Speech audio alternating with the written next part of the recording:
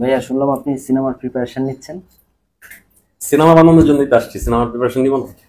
মানে প্রস্তুতি জায়গাটা কোথায় আছে ইদানিং আপনার? মানে সবকিছুতে একটু ফিল্মি ফিল্মি ব্যাপারটা বেশি বুঝতে পারতেছি। তো মনে হচ্ছে যে মনে হয় সিনেমাটা বানিয়ে ফেলবেন খুব শিগগিরই। খুব শীঘ্রই কিনা জানি না, তবে আমি প্রতিনিয়ত সিনেমার প্রিপারেশন নিচ্ছি।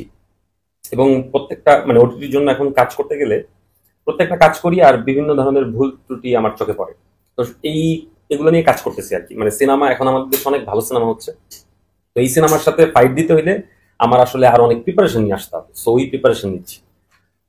ভাইয়া শাকিব খানের সাথে শুনলাম আপনার একটা মিটিং হয়েছে, কি নিয়ে বিষয়টা?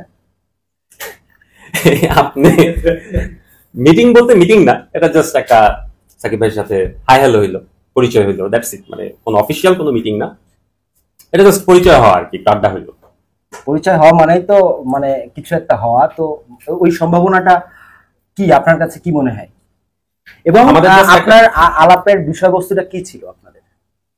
আমাদের আড্ডা হয়েছে একটা, এবং সিনেমা নিয়েই আড্ডা হয়েছে, এর চেয়ে বেশি কিছু না। আর আমি তো যেহেতু প্রিপারেশন নিচ্ছি, আমার প্রিপারেশন কমপ্লিট হোক, তারপর আমি অ্যানাউন্স করবো যদি আমি কিছু করি। প্রথমবার তো তার সাথে আপনার দেখা হলো, আপনি প্রথম দেখায় ওই আমাদের সুপারস্টার মেগাস্টার তাকে কেমন দেখেছেন? সাকিব ভাইকে আমার অনেক স্মার্ট মনে হয়েছে, রিয়েলিস্টিক মনে হয়েছে, কারণ তাকে তো সবসময় সিনেমায় দেখছি, তো সিনেমায় দেখলে তো এক ধরনের লেয়ার থাকে সামনে।